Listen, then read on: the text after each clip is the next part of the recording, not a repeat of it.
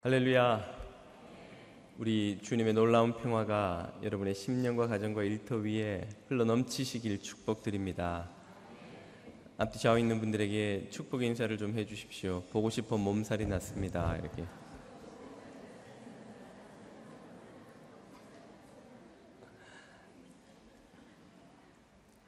오늘 우리에게 주시는 하나님의 말씀은 로마서 9장 6절에서 13절까지의 말씀입니다. 로마서 9장 6절에서 13절까지의 말씀을 자매님과 형제님들이 한 절씩 받들어 읽겠습니다.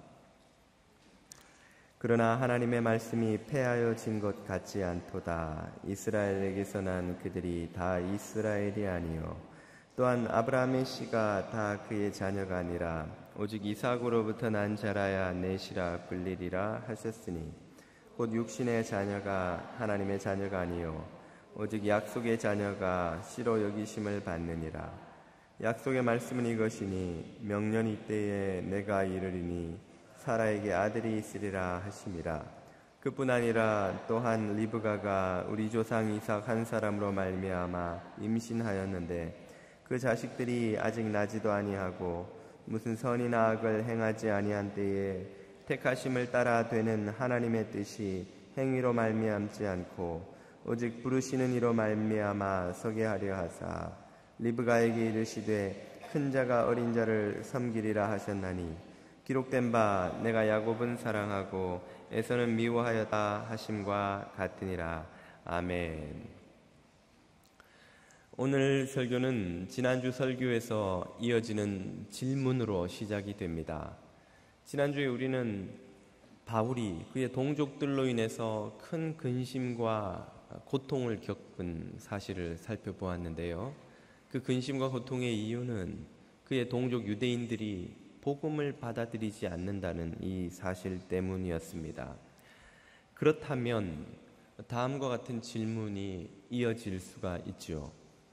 유대인들이 복음을 받아들이지 않는다면 하나님께서는 그 아브라함의 자손 유대인들을 택하셔서 그들을 통하여 복음이 온 세상에 전파되고자 되도록 하시려는 계획을 세우셨는데 그러면 그 계획이 무산돼 버리지 않겠느냐?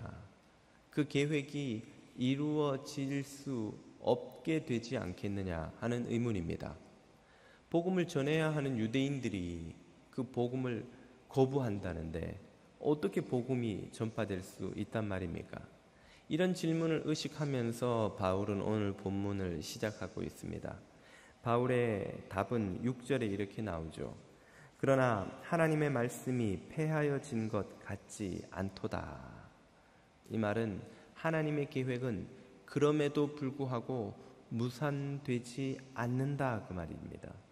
하나님의 계획은 여전히 유효하고 계속해서 이루어지고야 말 것이다 하는 말씀이지요.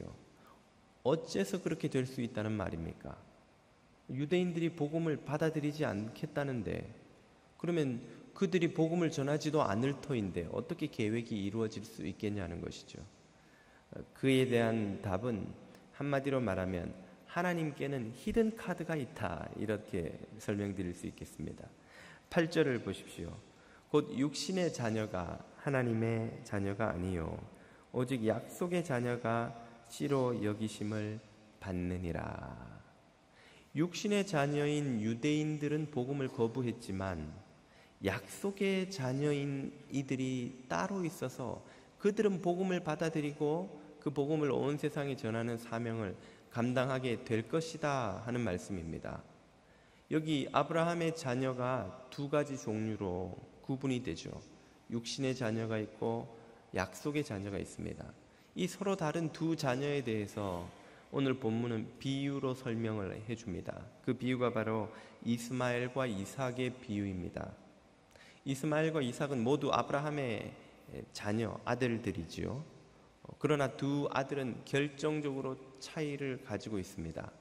먼저 이스마엘은 아브라함의 장남입니다. 아브라함과 사라가 나이 많을 때까지 아이를 갖지 못하자 사라는 궁여지책으로 자신의 젊은 몸종인 하갈을 아브라함에게 줘서 그로 하여금 아이를 낳게 합니다. 그렇게 태어난 아이가 이스마엘이죠. 이스마엘은 젊은 엄마에게서 태어났습니다. 한마디로 말해서 임신이 가능한 여자에게서 났습니다. 인간의 능력으로 충분히 낳을 수 있는 아이였다는 말입니다. 다시 말해 이스마엘은 육신의 자녀를 대표하는 인물입니다.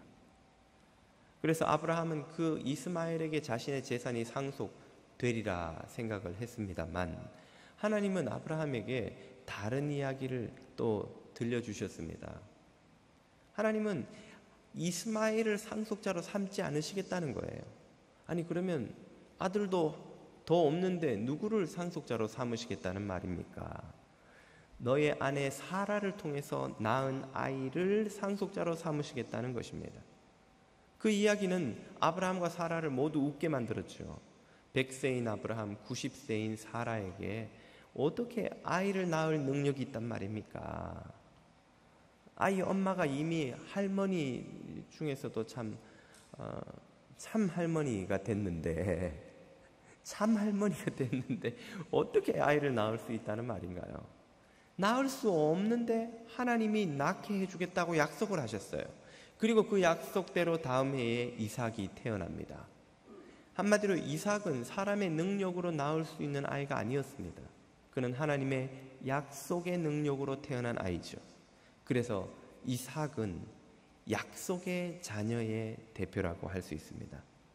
상속이 이스마엘을 통해 되지 않고 이삭을 통해 된 것처럼 하나님의 백성으로 선택된 것은 아브라함의 육신의 자녀가 아니라 약속의 자녀였다는 것입니다.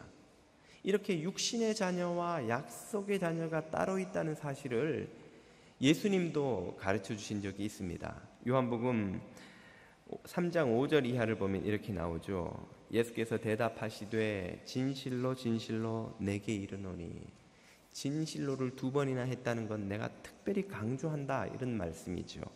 사람이 물과 성령으로 나지 아니하면 하나님 나라에 들어갈 수 없느니라.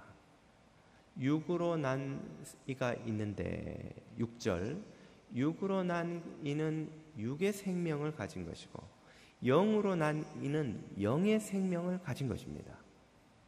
육으로 난 이가 따로 있고 영으로 난 이가 따로 있다는 말이죠. 방금 우리가 로마서에서 본 육신의 자녀는 육으로 난 사람이라면 약속의 자녀는 영으로 난 사람을 가리키는 것입니다. 그러면 이 약속의 자녀, 영으로 난 사람들이 누구입니까? 그들이 바로 예수 그리스도의 복음을 받아들인 교회인 것이죠.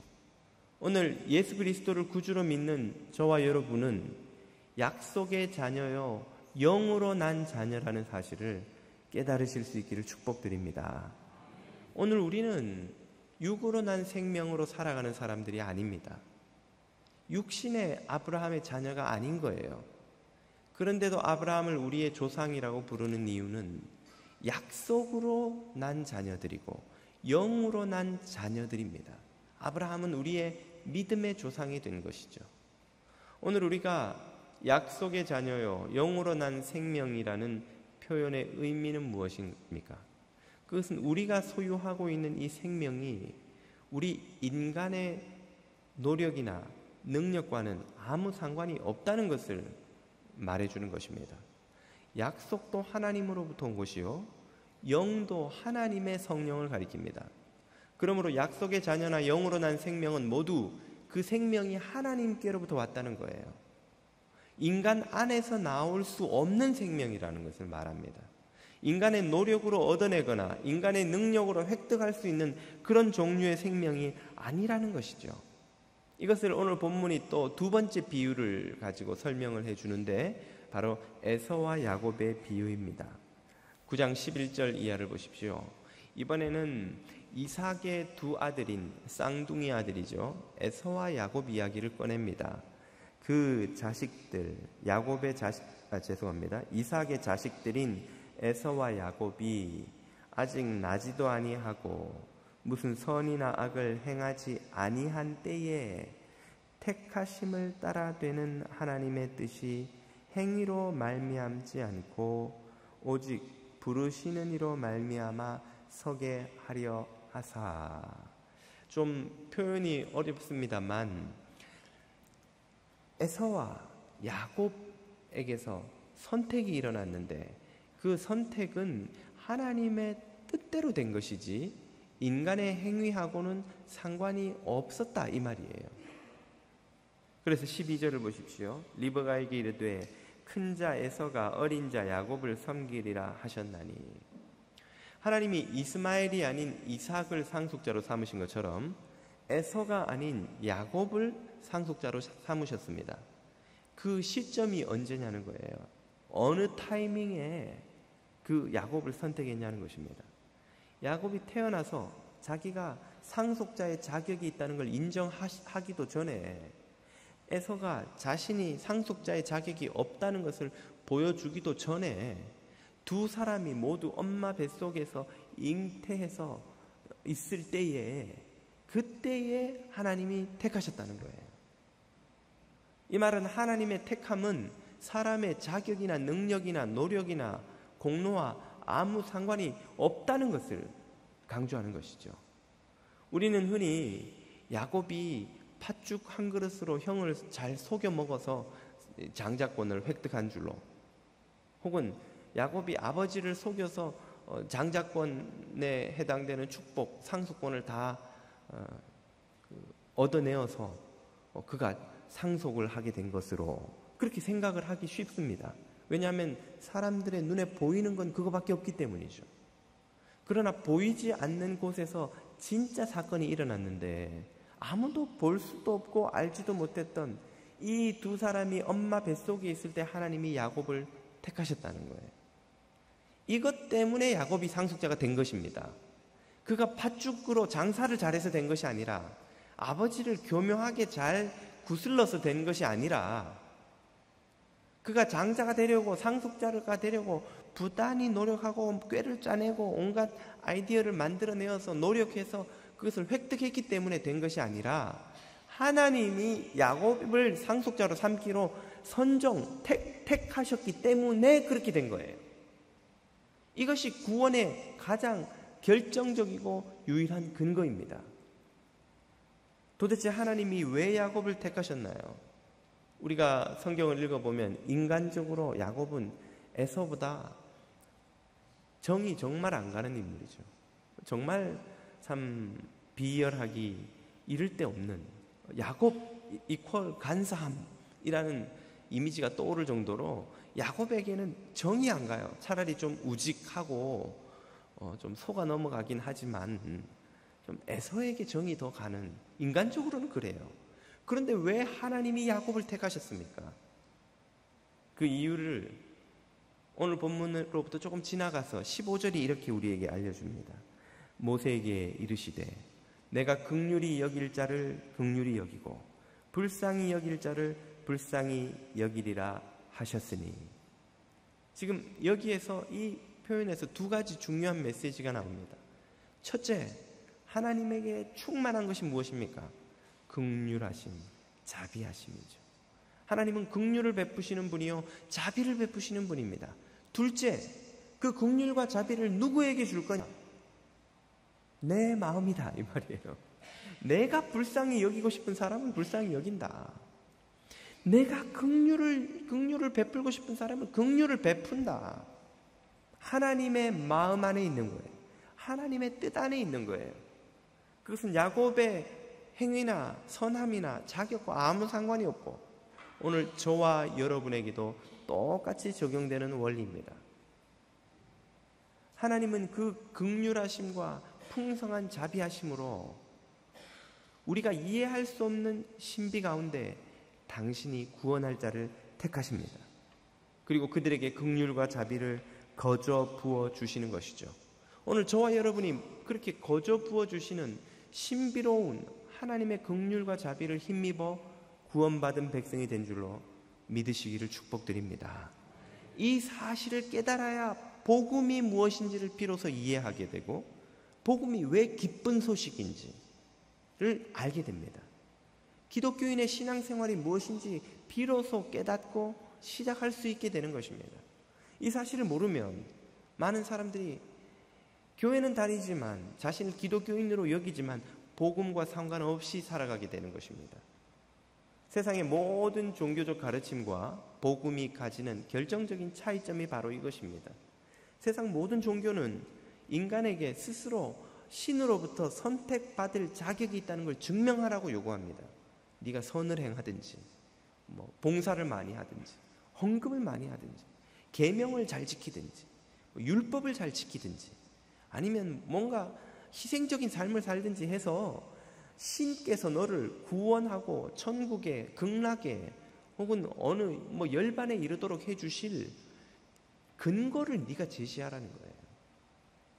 그것이 인간 안에 있는 본성입니다. 뿌린 대로 거두고 인과응보, 내가 한 그대로 대가를 돌려받는다는 이 인간 본성에 너무나 적합한, 이해하기에 쉬운, make sense한, 누구나 동의할 수밖에 없는 그런 사상인 거예요.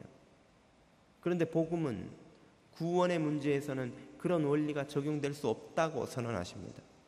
그 원리대로 이 세상에 있는 모든 사람들에게 적용을 하면 우리 중에 누구도 스스로를 하나님 앞에서 완전히 의로우시고 거룩하신 하나님 앞에서 우리들의 구원받을 자격을 증명해낼 능력이 있는 사람이 없다는 것이죠.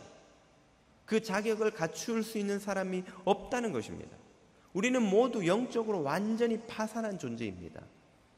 그런 우리가 구원받은 것은 헤아릴 수 없는 하나님의 무한한 자비와 긍휼과 그리고 그 긍휼과 자비를 이해할 수 없는 이유로 나를 택하셔서 부어주신 하나님의 그 은총 때문인 것을 오늘 우리가 깨달을 수 있기를 축복드립니다. 이 사실을 예수님이 우리에게 간절히 가르쳐 주기를 원하셨습니다. 그래서 들려주신 이야기가 누가복음 15장에 등장하는 바로 그 탕자의 비유입니다. 그 비유 속에서 둘째 아들은 아버지의 재산을 절반이나 들고 먼 나라로 가서 허랑방탕하게 다 써버리고 거지꼴이 되죠.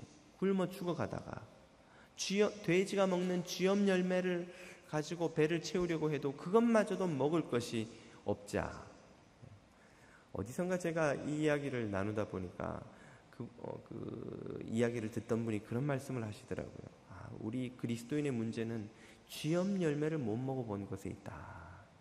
그래서 이스라엘로부터 쥐염 열매를 좀 수입해서 온 교인이 하나씩 먹어봐야 이 탕자의 마음을 좀 이해할 수 있을 텐데 그걸 못 먹어봤다는 거예요. 그래서 내년에는 한번 제가 어떻게 수입할 수 있도록 애를 써보겠습니다. 우리가 쥐염 열매로도 배를 채울 수 없는 존재라는 걸 모른다는 거예요. 그 쥐염 열매로도 배를 못 채워서 쫄쫄 굶어 죽어가던 탕자가 드디어 깨닫는 게 무엇입니까?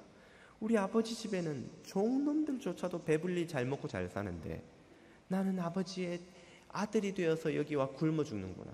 그리고는 그가 그제서야 깨닫고 아버지 집으로 돌아갑니다. 돌아가면서 그가 생각하기를 아버지에게 아들로 받아들여지는 건 기대할 수가 없는 거예요. 어떻게 나 같은 인간이 염치가 있어야지 아버지에게 다시 아들로 받아들여 달라고 요구할 수 있겠는가. 그래서 아버지에게 간청하기를 나를 종놈 중에 하나로 써주시면 굶어 죽지라도 않을 테니까 종으로 좀 삼아 주십시오 하고 요청드리자 하는 마음으로 그가 돌아가죠. 돌아갔는데 무슨 일이 벌어집니까? 아버지가 아무 조건도 없이 그 아들의 어떤 과거의 삶도 묻지 않고 그냥 받아들여서 그를 다시 아들의 지위를 회복하고 그를 위해 큰 잔치를 벌려주십니다. 바로 이것이 모든 그리스도인들의 영적인 실제 모습입니다. 우리가 겉으로 어떤 타이틀을 달고 있느냐와 상관없이 여기 목사요, 장로요, 선교사요, 무슨 직분자요, 혹은 교회에서 이걸 이런저런 기여를 많이 한 일꾼이요 하는 포장지를 어떤 걸로 씌워 놓았느냐와 상관없이 그 안에 있는 영혼의 진짜 모습은 바로 이 둘째 아들처럼 영적으로 완전히 파산한 존재라는 거예요. 나가서 무슨 전도를 해서 수백 명을 전도해 왔거나 말건 교회를 세워서 수만 명이 모이는 교회의 목사가 되었건 말건 선교지에 나가서 위대한 선교사로 참 존경받고 추앙받는 위대한 인물이 되었던 말든 상관없이 그 내면의 영혼의 실제 본질적인 모습은 영적으로 완전히 파산했다가 아버지의 자비로서 다시 받아들여진 이 둘째 아들과 같은 존재라는 거예요. 이거를 깨닫지 못하기 때문에 오늘 그리스도인들이 복음적 삶과 상관없이 살아가는 것입니다. 구원과 상관없이 살아가는 것입니다. 하나님 나라의 능력을 경험하지도 드러내지도 못한 채 살아가는 것입니다. 그런 모습으로 살아가는 인물을 대표하는 것이 바로 큰 아들이죠. 큰 아들은 동생이 돌아왔을 때 무엇을 하고 있었습니까? 밭에서 열심히 일을 하고 있었죠. 그러다가 돌아와서 아버지가 작은 아들을 그렇게 환영했다는 사실을 듣고는 화가 나서 잔치집에 들어가지도 않고 앞에 서서 아버지에게 막 울분을 토해냅니다. 그 큰아들은 뭐라고 생각하고 있었습니까? 아버지에게 인정받고 상이라도 받고 아버지의 상속자가 되려면 들판에 나가 부지런히 일해서 내 자격을 증명해 보여야 된다고 생각을 했던 거예요. 그래야 내가 상을 받을 수 있고 또 내가 그렇게 했기 때문에 나는 상을 받을 자격이 있다고 생각을 했던 것입니다. 그렇기 때문에 그런 자격을 증명하지도 않고 아버지의 아들로 다시 받들여진 둘째 아들이 큰아들은 못마땅했던 것이죠. 어떻게 저런 아들에게 또다시 아들의 지위를 줍니까? 다시 아들이 된다는 것은 또다시 아버지의 재산을 상속할 수 있다는 뜻이잖아요. 큰아들은 화가 난 거예요. 아니, 작은 놈은 아버지의 재산 절반을 갖고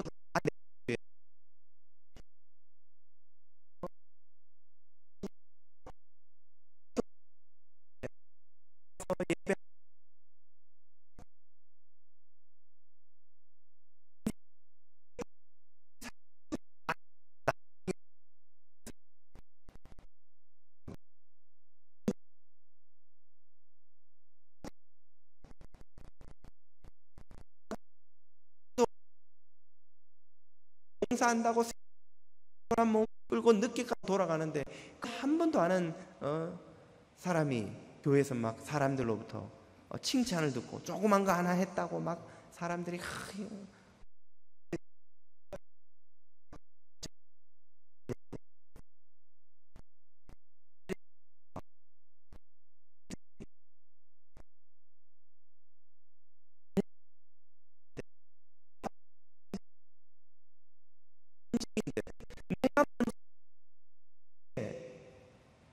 왜 저 사람이 저런 자격도 없는 사람이 받냐는 것입니다.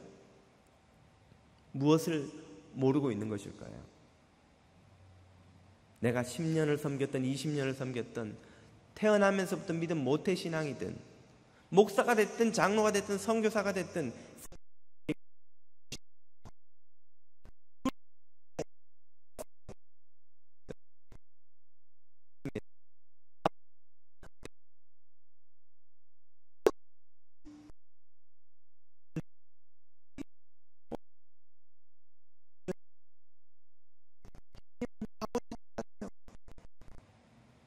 둘째가 그렇게 사는 이유가 무엇입니까? 지금보다 더 인정받을 수 있기 때문일까요? 아버지는 이미 그 둘째에게 줄 수 있는 모든 자격과 인정과 축복을 다 줘버렸어요. 아들의 지위를 또 회복시켜 줘버렸어요. 그 아들을 위해서 잔치를 벌여서 온 동네 사람들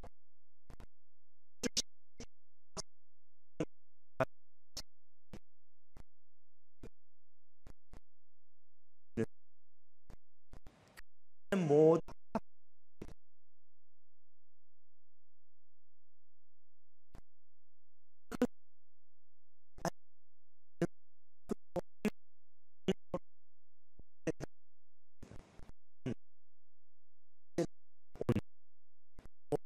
율법표라고 합니다. 자신의 노력으로 신의 인정을 받아야 된다고 생각한 모든 인본주의 종교의 대표라고 할 수 있습니다. 작은 아들과 같은 존재였다는 사실을 우리가 깨달아야 합니다. 이것이 구원의 신비입니다. 이것이 하나님의 놀라운 긍휼과 사랑의 실체입니다. 이것을 깨달아야만 오늘 우리는 참으로 하나님과 이웃 앞에서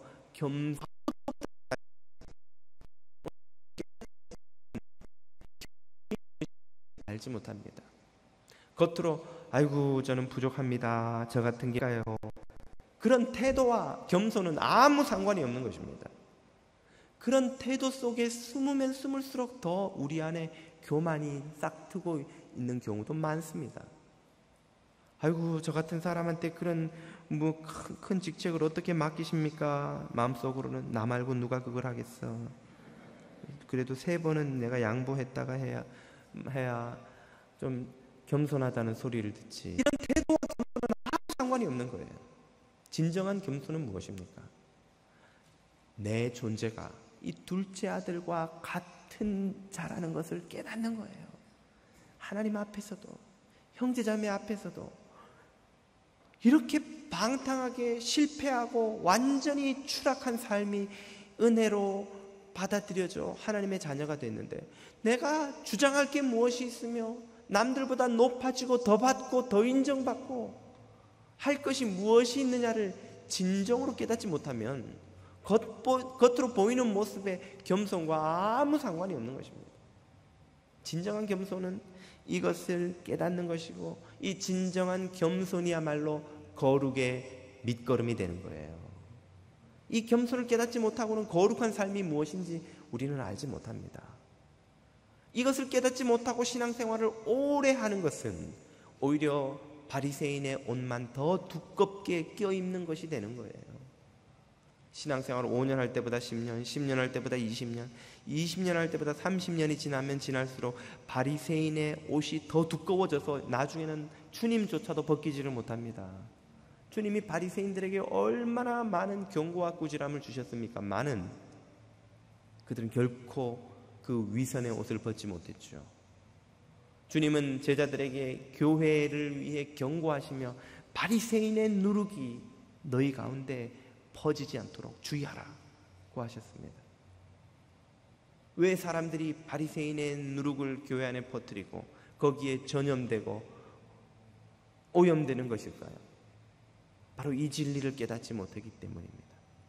우리의 겉으로 보이는 모습과 포장지와 상관없이, 우리가 달고 있는 타이틀이나 계급장과 상관없이 우리는 모두 하나님 앞에서 파산한 둘째 아들과 같은 존재라는 사실인 것이죠.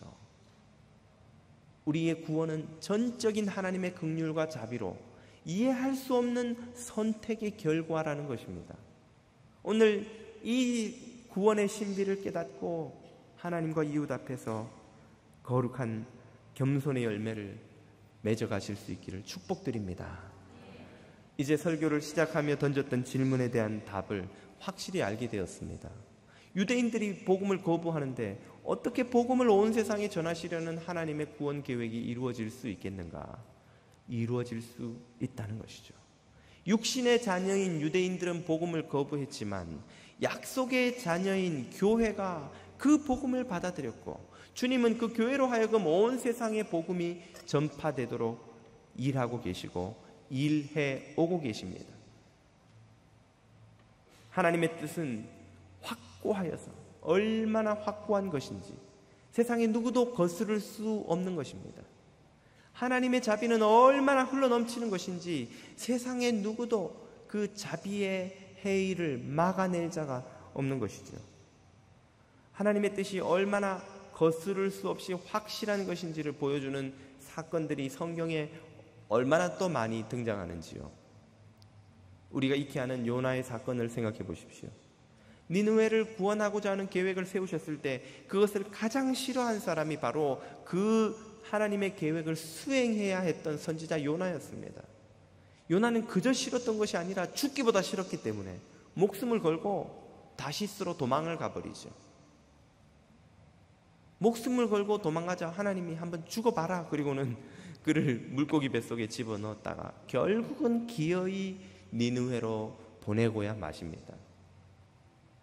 니느웨에 도착한 요나는 그래도 거기 도착해서조차도 그 복음 전하는 일이 싫었기 때문에 건성건성 믿지 말라는 식으로 복음을 전합니다. 그런데 그의 건성으로 전한 복음을 듣고 니느웨가 회개하는 사건이 일어나죠. 어떻게 됩니까?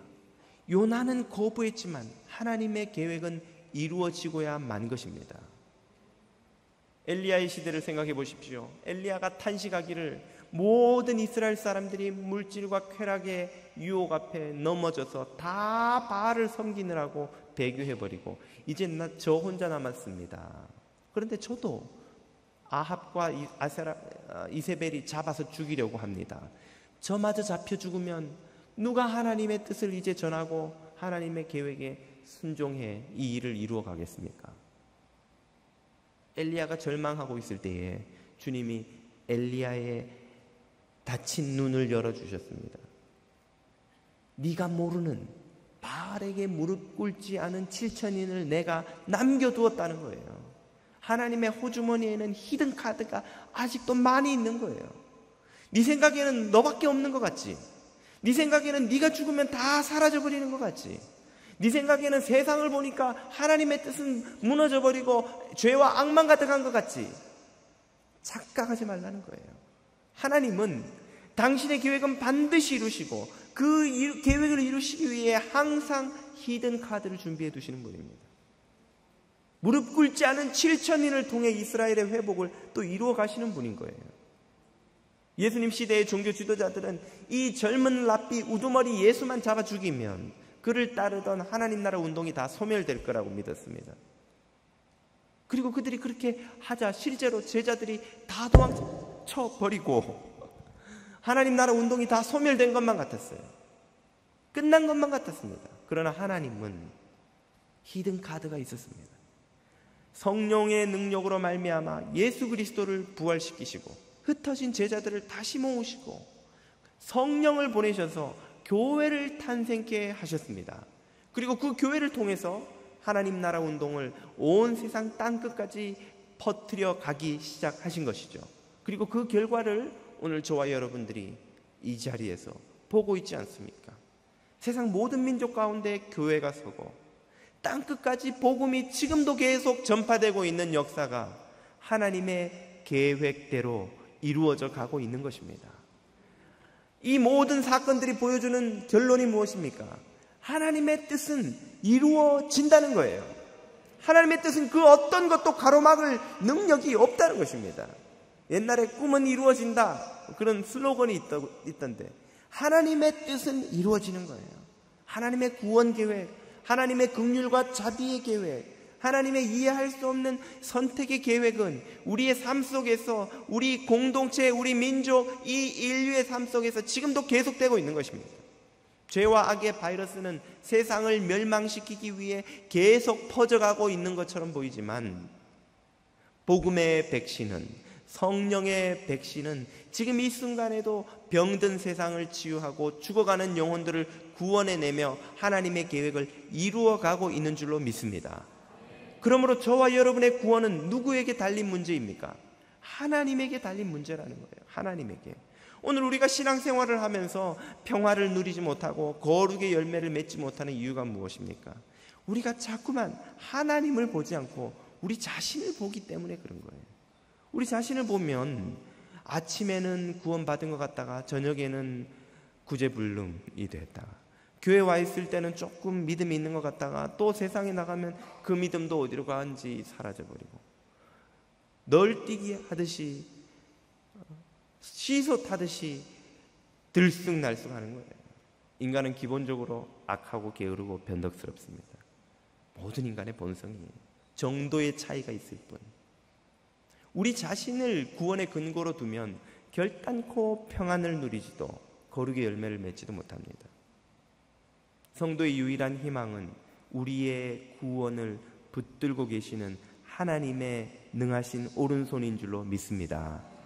여러분, 하나님의 그 쥐신 손을 여러분이 풀 수 있습니까? 하나님의 그 잡은 팔을 여러분이 뿌리칠 수 있나요? 그럴 수 없다면 저와 여러분을 붙들고 계시는 하나님의 구원 계획도 결단코 멈출 수 없다는 것을 여러분 믿으시기를 축복드립니다. 바로 이것이 오늘 바울이 우리의 약속의 자녀들, 영의 백성들에게 주시는 메시지입니다. 저와 여러분을 붙들고 계시는 하나님의 이 능하신 팔을 의지하여서 날마다 주님의 백성으로, 약속의 자녀로 승리하며 살아가시길 축복드립니다. 기도드리겠습니다. 사랑과 은혜의